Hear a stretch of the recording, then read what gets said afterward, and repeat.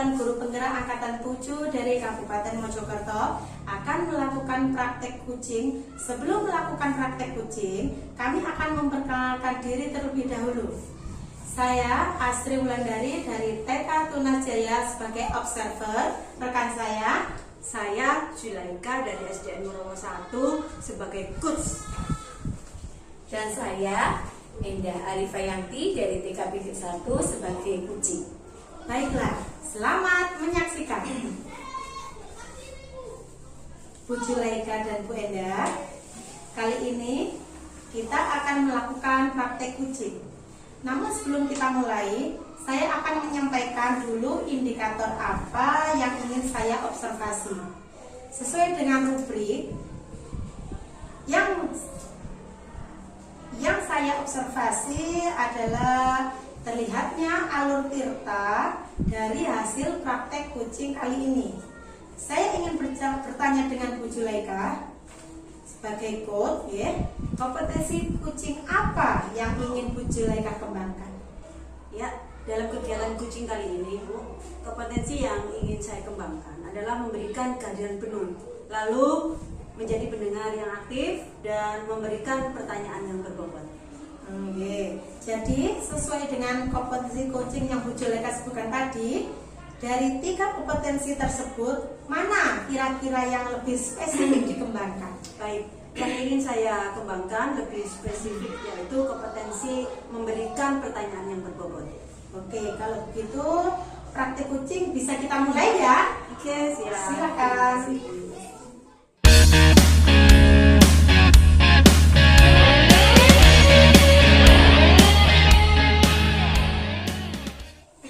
Assalamualaikum Bu Endah. Waalaikumsalam Bu Jul. Bagaimana kabarnya Bu Endah hari ini? Alhamdulillah, saya baik-baik saja Bu Jul. Kalau Bu Jul sendiri kabarnya hari ini bagaimana? Alhamdulillah baik juga Bu Endah.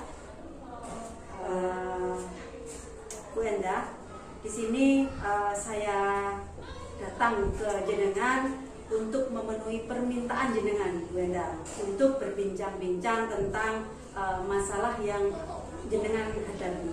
Iya, terima kasih Bu Jul atas kedatangannya hari ini. Saya meminta bantuan Ibu karena saya ingin cepat menemukan solusi atas permasalahan yang saya hadapi. Oke, sama-sama Bu Endah. Saya juga sedang tidak repot. Intinya saya longgar untuk hari ini. Kalau boleh tahu, permasalahan jenengan ini terkait dengan apa ya Bu Endah? Begini Bu Jul, saya itu menghadapi permasalahan saat kegiatan pembelajaran di dalam kelas. Oh begitu ya. Kira-kira setelah berbincang-bincang nanti, apa yang jenengan harapkan Bu Endah? Saya ingin setelah berbincang-bincang dengan Bu Jul nanti, saya menemukan solusi atas permasalahan saya dan anak didik saya itu menjadi lebih mandiri di dalam kelas dan tidak lagi didampingi oleh orang tuanya. Oh, itu Bu Jul. tujuan yang sangat bagus sekali Bu Endah. Memang permasalahan apa yang terjadi di dalam kelas jenengan? Begini Bu Jul, di dalam kelas saya itu ada seorang anak itu namanya Mas Satria. Satria ya. Ya, dia itu pada saat kegiatan pembelajaran selalu minta didampingi oleh orang tuanya. Begitu. Nah, apabila ibunya itu keluar sebentar, Mas Satria itu terlihat panik dan sangat cemas. Bahkan terkadang Mas Satria itu menangis. Nah, karena itu ibunya selalu menunggu di dalam kelas. Nah, itu membuat saya tidak nyaman saat kegiatan mengajar, gitu Bu. Oh iya. Jadi permasalahannya jenengan itu seperti itu ya, tentang seseorang anak yang belum bisa mandiri, jadi masih ditunggui di dalam kelas. Akhirnya jenengan kan mengajar di kelas itu tidak nyaman karena ada yang memperhatikan salah satu dari wali murid karena itu tadi sedang menunggui anaknya yang tidak mau ditinggal. Iya, betul sekali Bu. Itu saya jadi tidak nyaman dan kecewa karena apa? Harusnya di semester 2 itu anak sudah tidak lagi didampingi oleh orang tuanya saat kegiatan belajar dalam kelas. Betul. Tapi Mas Satria ini kok masih didampingi ibunya, gitu. Baik Bu Endah. Kalau menurut Bu Endah, anak dikatakan mandiri itu kira-kira yang seperti apa? Menurut saya, anak yang mandiri itu anak yang sudah tidak lagi bergantung kepada orang lain. Nah, kalau dalam kasus saya ini sederhana saja, Bu Jul ya. Kalau menurut saya anak mandiri itu anak yang mampu belajar di dalam kelas sendiri tanpa didampingi oleh orang tuanya lagi, seperti itu. Kira-kira menurut jenengan, Bu Enda, apa sebabnya anak tersebut itu selalu minta didampingi orang tuanya, Bu Enda? Iya, kalau menurut saya mungkin anak tersebut minta didampingi orang tuanya mungkin karena situasi kelas mungkin yang kurang begitu nyaman nih. Lingkungan belajar itu mungkin dirasakan anak itu kurang nyaman.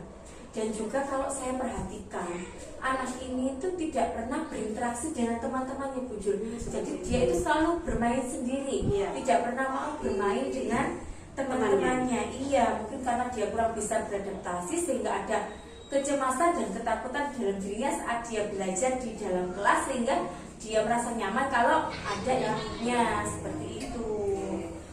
Menurut Bu Enda, lingkungan belajar yang nyaman yang jenengan katakan tadi, kira-kira itu seperti apa ya, Bu Enda? Menurut saya, lingkungan belajar yang nyaman itu lingkungan belajar yang menarik, Bu Jul. Mungkin banyak hiasan-hiasan di dalam kelas, hiasan yang sesuai dengan minat anak sehingga anak merasa tertarik dan nyaman belajar di lingkungan tersebut. Setelah itu juga ada alat permainan edukatif yang menarik anak dan sesuai kebutuhannya, sehingga anak kalau sudah bermain kan biasanya anak itu merasa nyaman dan tidak lagi cemas gitu ya. Jadi tidak lagi memperhatikan sekelilingnya gitu. Dan mungkin saya juga akan memberikan papan pajangan untuk hasil karya anak. Kan kalau anak sudah hasil karyanya sudah dipajang kan dia merasa lebih percaya diri dan bangga dengan hasil karyanya tersebut, seperti itu. Oh, begitu. Lalu apa solusi yang dapat jenengan lakukan untuk menciptakan lingkungan belajar yang nyaman tersebut, Bu Enda? Mungkin yang akan saya lakukan untuk menciptakan kegiatan lingkungan belajar yang nyaman untuk anak, saya akan memberi hiasan-hiasan yang menarik anak dan sesuai kebutuhannya untuk di dalam kelas gitu ya. Lalu membuat papan pajangan di belakang sendiri di kelas yang paling belakang. Saya akan memberikan papan pajangan untuk memajang hasil karya anak. Kemudian juga saya akan menyediakan berbagai macam alat permainan edukatif yang menarik anak di sudut pengaman. Jadi setelah kegiatan belajar, anak-anak juga bisa bermain ya. Kalau sudah bermain kan anak merasa nyaman. Dan untuk satu lagi mungkin Bu Jul, ini yang gagasan baru lagi saya ya, kalau saya utarakan ya. Mungkin saya juga akan agar anak ini tadi kan interaksi dengan teman-temannya kurang. Mungkin saya akan membuat satu kegiatan pembelajaran yang di situ ada integrasi kemampuan sosial dan emosional agar anak itu bisa berinteraksi dengan teman-temannya. Gitu. Ya. Kompetensi sosial dan emosional apa yang ingin Ibu integrasikan ke dalam kegiatan pembelajaran tersebut? Kompetensi sosial dan emosional yang ingin saya integrasikan karena anak tersebut kan belum mampu beradaptasi atau berinteraksi dengan baik dengan teman-temannya. Mungkin kompetensi KSE yang ingin saya kembangkan yaitu keterampilan berelasi. Nah, mungkin saya bisa meminta anak-anak untuk bekerja sama dalam satu kegiatan untuk menghasilkan sesuatu yang menarik anak. Misalkan kita sediakan balok, kemudian kita meminta anak bekerja sama dalam satu kelompok untuk membuat bangunan dari bermacam-macam balok tersebut. Nah, dengan begitu kan Mas Satria nanti bisa berinteraksi dengan teman-temannya, gitu, sehingga dia kalau sudah nyaman kan dia sudah merasa aman, nyaman, sehingga dia tidak perlu lagi meminta ibunya mendampingi saat kegiatan di dalam kelas. Dari beberapa strategi tadi, mana yang menjadi prioritas Bu Enda? Jadi berbagai macam strategi tadi yang mungkin saya prioritaskan utama yang akan terlebih dahulu saya lakukan yaitu membuat lingkungan kelas belajar yang nyaman dulu dengan membuat berbagai macam hiasan di dalam kelas dan juga menyediakan alat permainan edukatif untuk di dalam kelas. kira-kira kapan kegiatan yang jenengan lakukan? Mungkin secepatnya Bu ya, kegiatan menghias kelas akan secepatnya saya lakukan. Mungkin mulai besok saya akan mengajak anak untuk membuat berbagai macam hiasan yang nantinya bisa ditempel-tempel di dinding kelas atau mungkin digantung-gantungkan di jendela kelas. Lebih cepat lebih baik. Iya ya. betul sekali. Kira-kira siapa saja yang akan jenengan ajak untuk membantu melaksanakan strategi tersebut?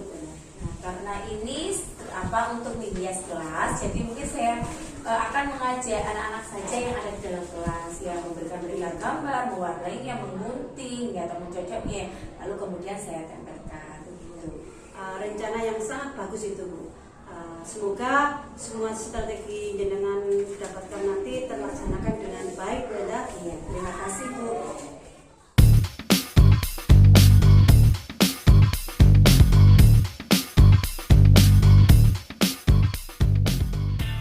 Baiklah, Bu Zulaika dan Bu Endah, barusan kita sudah terlaksana ya praktek coaching hari ini. Nah, dari praktek yang sudah dilakukan tadi, saya ada pertanyaan Bu Jul yang akan saya tanyakan. Namun sebelum itu, saya ingin menyampaikan terlebih dahulu observasi yang sudah saya amati tadi. Dari hasil observasi yang sudah berjalan tadi ya, itu sudah tampak alur ceritanya. Sudah ada tujuannya, kemudian cara mengidentifikasi dan rencana aslinya juga. Kemudian coach sendiri juga sudah mendapatkan solusi dari permasalahannya tadi, gitu. Nah, selanjutnya yang ingin saya tanyakan kepada coach, dari percakapan tadi, menurut Ibu, indikator apa yang sudah Ibu Zulaika kembangkan tadi ya? Baik, dari percakapan tadi, indikator yang dapat saya kembangkan yaitu saya sudah memberikan pertanyaan yang berbobot sehingga saya bisa menggali informasi dari Kuci dan bisa menemukan solusi dari permasalahannya. Oke, untuk praktik coaching selanjutnya, berarti kompetensi apa yang lebih spesifik yang akan dilakukan Bu Zulaika ya? Mungkin kedepannya saya ingin fokus kepada kehadiran penuh dan menjadi pendengar yang aktif. Oke, siap Bu Jul ya. Sekian kegiatan coaching hari ini. Semoga kegiatan ini bermanfaat bagi Bapak Ibu guru hebat yang ada di Indonesia. Wassalamualaikum warahmatullahi wabarakatuh. Guru bergerak, Indonesia maju. Salam.